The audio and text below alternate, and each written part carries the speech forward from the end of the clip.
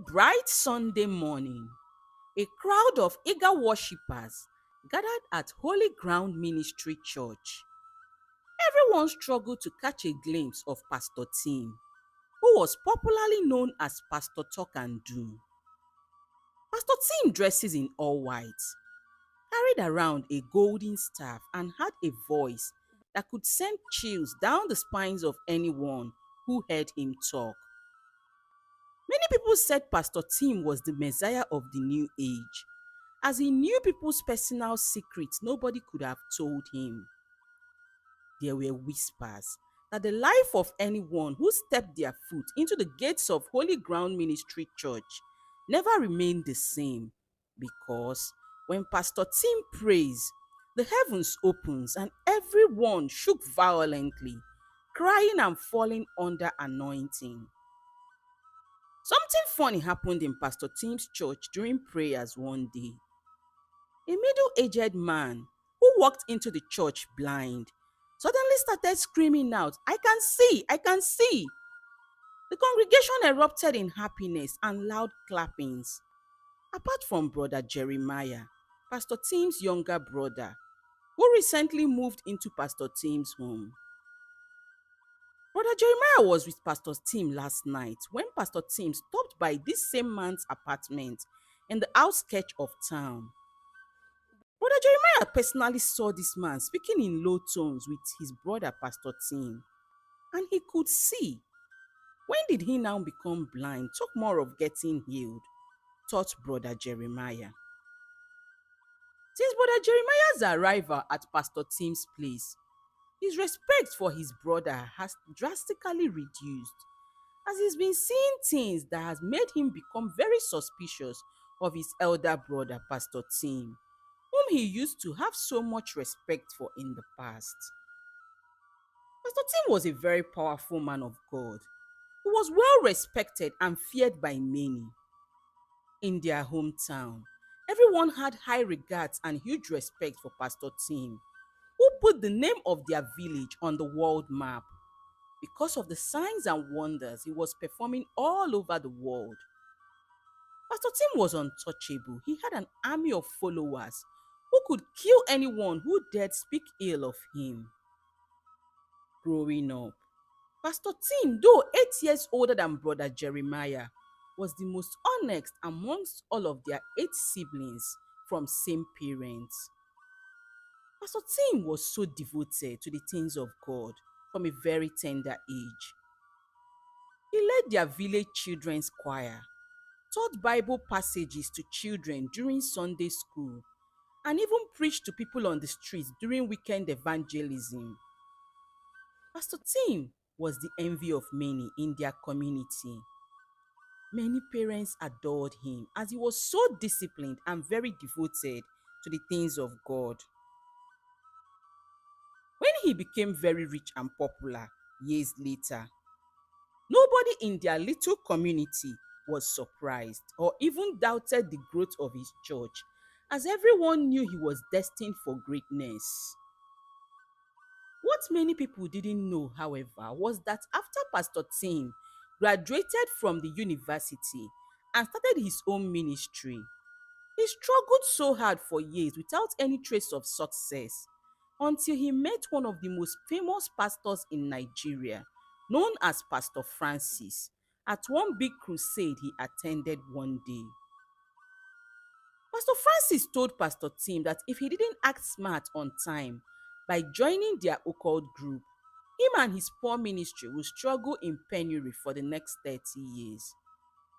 Pastor Tim was shocked upon hearing that and immediately rebuked Pastor Francis, who in turn warned him never to reveal their conversation to anyone or else he will run mad, before handing over his complimentary card to Pastor Tim and telling Pastor Tim to reach out to him whenever he changes his mind.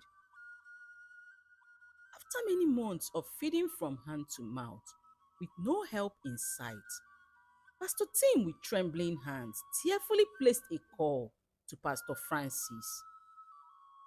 Pastor Tim was initiated into the Brothers of Growth secret group the following weekend. He was forbidden from ever getting married and starting a family of his own as an offering price. That was doable, thought Pastor Tim, as he wasn't even particularly interested in building relationship with women at the time. Not until after Pastor Tim's members tripled in numbers within 3 months after his induction into the Brothers of Growth Secret Group did they inform him that they would be requiring more sacrifices from him from time to time so as to keep his church and finances growing. That information devastated Pastor Tim, as he didn't know there would be more offerings after his first offering. You have to start the foundation of your new church building with the sacrifice of a virgin blood, Pastor Tim echoed the leader of the Brothers of Growth Secret Group during their monthly meeting. Pastor Tim was heartbroken over this request, but he wasn't ready to go back to penury again after tasting the good life for 3 months now. So he tearfully sacrificed a virgin girl to them beneath the foundation of his new church. Not long after, Pastor Tim's fortune began to grow massively. People from all over Nigeria were soon flocking to Holy Ground Ministry Church for service and healings. The crowd soon nicknamed Pastor Tim Pastor Talk and Do, as there was always great miracles and testimonies in his church. The large congregation at Pastor Tim's church had no idea that he was operating his church with dark powers. At the end of every month, the members of the Brothers of Growth Secret Group will meet for a secret meeting where they all drank blood and were each given a new task for the new month. Their souls were owned by the devil, who they all worshipped. There were equally other popular pastors who were also members of Brothers of Growth Secret Group. They all shared strategies of operations amongst themselves. Those who were lagging behind in some areas were coached better and given some members to follow them to their church and help out. They were all given different powers that made them outstanding in the outside world. Pastor Tim was one of those who got powers he uses to see into the life of people. The Brothers of Growth Secret Group provided him with loyal aides, whom he uses to dig information on some particular church members his powers point out during church service. The more Pastor Tim obeyed and made sacrifices to the Brothers of Growth Secret Group, the more his popularity and fortune grew. In Pastor Tim's church, nobody suspected anything. To everyone, he was a holy man of God, whom they all respected and worshipped the ground he walked on. Many people seeking healing and deliverance walked into Pastor Tim's church in great numbers. Pastor Tim would sometimes share a white handkerchief to his congregation and tell them to wipe their palms and forehead with it during deliverance session, and then pray their problems into it and place it on a bowl at the church altar. Unknown to the congregation, who always joyfully did as they were told, when the day ends, Pastor Tim would take the handkerchief to the occult leader, who will in turn chant some incantations and swap the destinies of Pastor Tim's church members who wipe their forehead and palms with the handkerchief. This in turn tremendously grew Pastor Tim's wealth, while his church members whose destinies got swapped starts facing severe hardships in their lives. One Sunday, Pastor Tim called out a very rich church member to the pulpit. "Your business partner recently duped you of 20 million naira, Chief Owo," said Pastor Tim. "Yes, yes, yes, Pastor," screamed Chief Owo.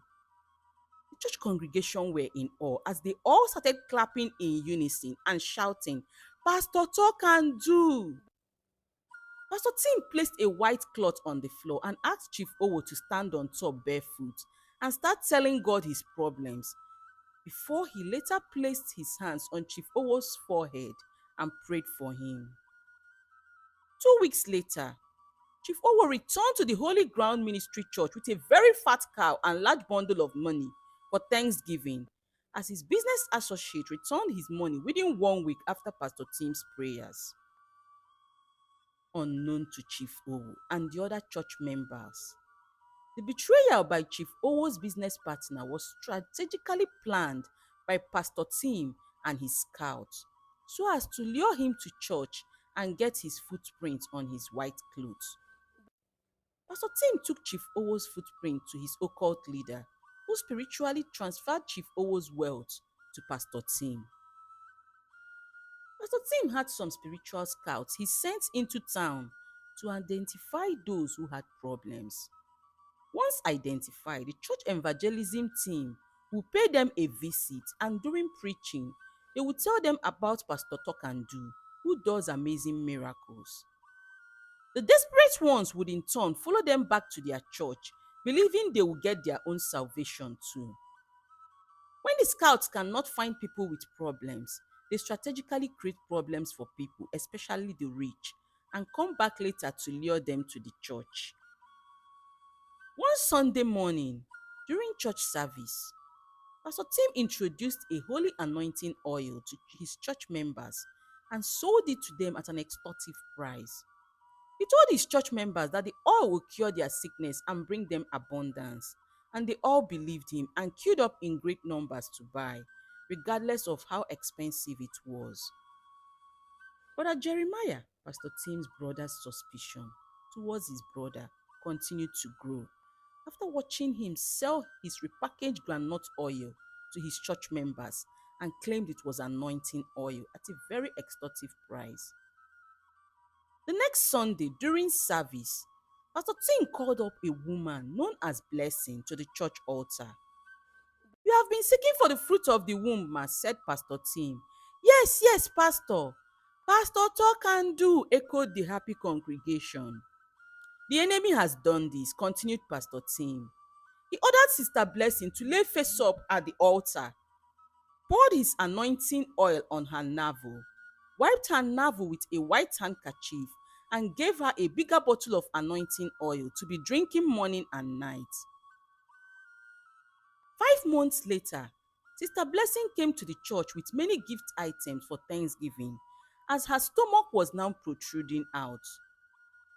Unknown to Sister Blessing, the bigger bottle of anointing oil Pastor Tim gave her was laced with a tummy bloater.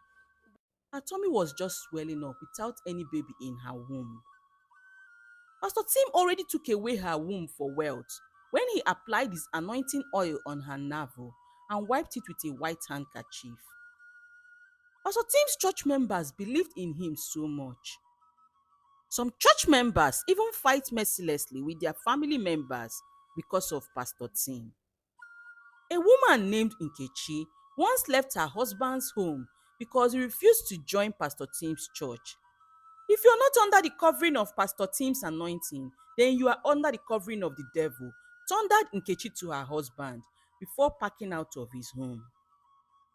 Some women in Pastor Tim's church, seeing that he was still single, soon started flaunting themselves for him. They fought for his attention, as most of them couldn't wait to become his chosen one, and bagged the name Mommy G.O. Pastor Tim, who was under an oath not to marry, would in turn invite some of these women who had good destinies on their heads to his private quarters, sleep with them, and wipe their vagina with a white handkerchief afterwards. He would then take the handkerchief to his occult group, where the wombs of these women would be used to generate more wealth for him. But Jeremiah, unknown to Pastor Tim, continued to secretly observe his brother and all he does in his church. There was an obvious pattern Brother Jeremiah started taking note of.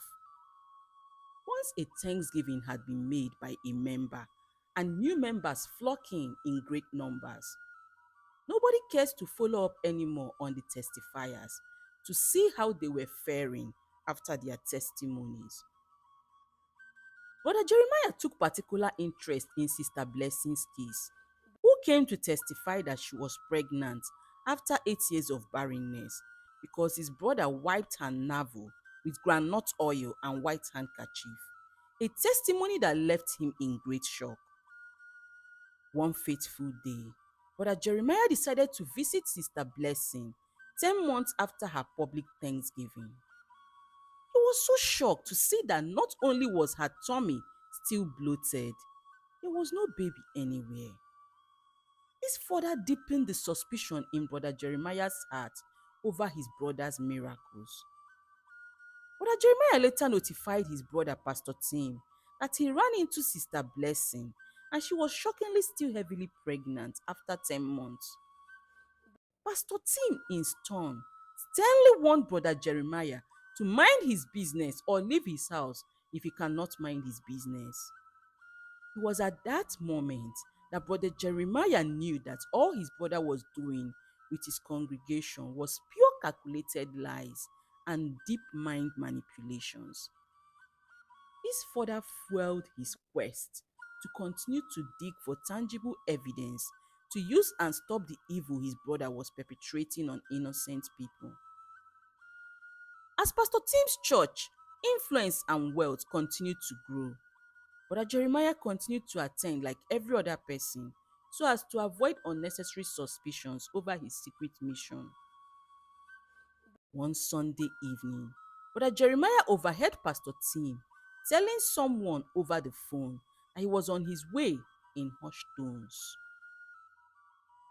His curiosity became more alert when he saw Pastor Tim put the basket of handkerchiefs his members used in wiping their palms and forehead during deliverance session in church that day inside the trunk of his car.